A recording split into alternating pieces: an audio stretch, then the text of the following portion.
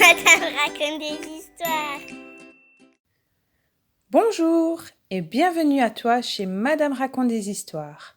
Aujourd'hui, nous partons à l'aventure avec la Belle et la Bête. Alors si tu es prêt, c'est parti! Il était une fois, dans un magnifique château, un prince très beau mais cruel. Un jour d'orage, une vieille femme demande hospitalité au prince et lui offre une rose en échange. Mais il refuse.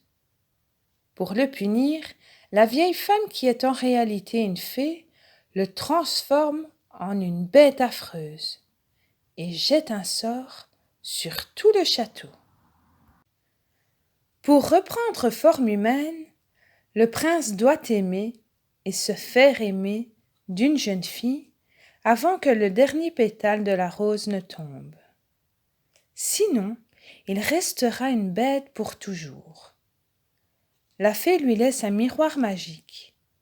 Ce sera sa seule fenêtre sur le monde. Dans un village voisin, Belle, une ravissante jeune fille, se fait courtiser par Gaston, un jeune homme à fière allure, mais prétentieux. Belle se passionne pour les livres et ne s'intéresse pas du tout à Gaston. Quand Belle rentre chez elle, son père Maurice est sur le point de partir à la foire des inventeurs. Mais sur le chemin, il se perd dans les bois.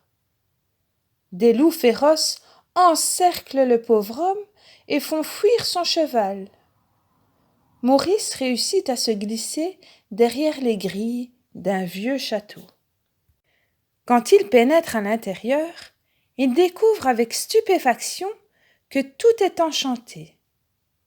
Mais la bête, le maître des lieux, n'est pas aussi accueillante. Elle enferme Maurice dans le donjon. Le cheval de Maurice revient seul à la maison. Belle, très inquiète pour son père, repart aussitôt. Le cheval la conduit au château. Elle retrouve son père dans le donjon, mais la bête les surprend. La jeune fille lui demande alors de libérer son père et de la prendre à sa place. La bête accepte. Maurice retourne au village et alerte tout le monde, mais personne ne le croit. Au château, Madame Samovar la taillère, son fils Zip la tasse, Lumière le chandelier, Big Ben la pendule et tous les habitants font tout pour distraire Belle. Petit à petit, la bête parvient à être plus agréable. Elle se promène avec Belle dans le parc, lui montre la bibliothèque. Le monstre et la jeune fille deviennent amis. Un soir, la bête fait beaucoup d'efforts pour bien se conduire et invite même Belle à danser dans la grande salle de bal. Belle est heureuse, mais elle ne peut s'empêcher de penser à son père. La bête lui apporte son miroir magique pour qu'elle puisse le voir. Son père a l'air si malheureux qu'elle en a le cœur brisé. La bête lui permet alors de le rejoindre, même si le temps lui est compté. Il ne reste plus qu'un seul pétale à la rose. La bête laisse le miroir à Belle afin qu'elle ne l'oublie pas. Belle retrouve son père, mais bientôt les gens du village viennent chercher Maurice. Le pauvre vieux est fou, il jure qu'il a vu un monstre, dit Gaston. Mon père n'est pas fou, s'exclame Belle, et elle montre le miroir magique où la bête apparaît.